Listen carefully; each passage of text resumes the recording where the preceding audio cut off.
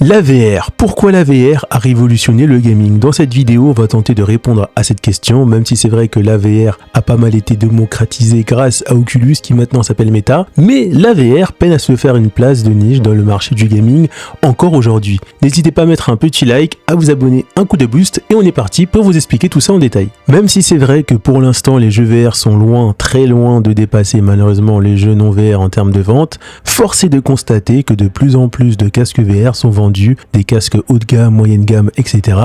Mais la chose qui a vraiment révolutionné la VR, c'est l'accessibilité au plus grand nombre, sans avoir besoin de console ou bien de PC.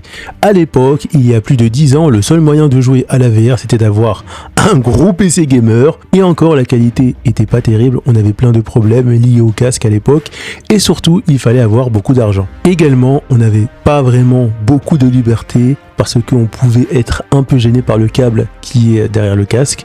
Ça, c'était chiant, donc on n'avait pas forcément une bonne mobilité avec. Et encore plus loin, les casques VR, si on remonte encore plus loin, est encore plus contraignant et pas du tout accessible au grand public. Et au fur et à mesure, on a eu des casques VR beaucoup plus jolis, beaucoup plus aboutis, avec une meilleure résolution. On a eu aussi de la VR avec les téléphones de Samsung. Ça permettait de démocratiser la VR là, parce qu'en fait, si vous avez un téléphone Samsung compatible, vous pouvez acheter en plus un casque VR où vous branchez juste le téléphone à l'intérieur et vous avez accès à des vidéos immersives ainsi que des jeux.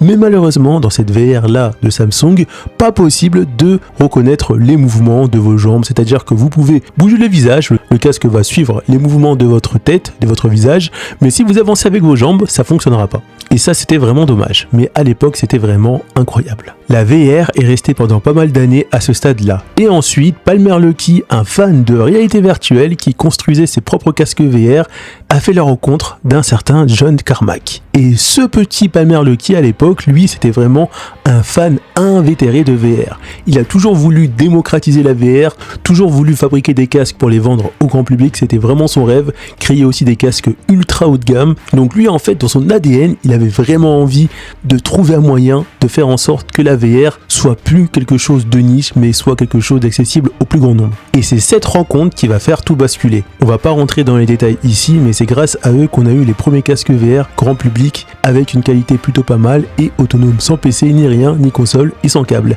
avec la possibilité de voir des vidéos immersives, de jouer à des jeux VR et d'avoir enfin un casque qui prend en compte nos mouvements. Et on avait enfin un produit VR, une console unique dédiée à la VR, disponible et surtout pas trop cher. Et tout ça, avec le rachat d'Oculus par Meta, ça a créé la suite des casques VR accessibles au grand public.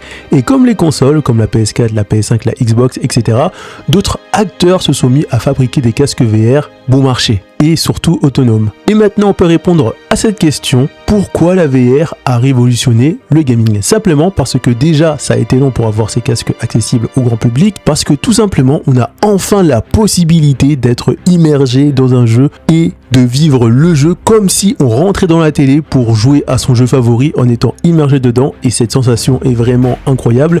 Exemple, quand je jouais à GTA en VR alors que avant j'avais déjà joué à ce jeu en non VR, la sensation d'immersion était tout simplement époustouflante. La force de la VR, c'est de t'immerger dans le jeu, voir des détails que seule l'immersion te permet de voir. J'espère qu'au fur et à mesure des années, ça va continuer à se révolutionner et que ça va se démocratiser de plus en plus. Et plus la VR va se démocratiser, et plus de grosses licences de jeux vont se mettre dans la VR, que ce soit Dragon Ball Z, Pokémon, Yu-Gi-Oh, Zelda, etc. Donc ça annonce vraiment du lourd pour l'avenir, mais il faut vraiment que la VR continue d'évoluer. N'hésitez pas à me dire en commentaire ce que vous pensez de la vidéo, à vous abonner, et on se retrouve pour la suite. A plus.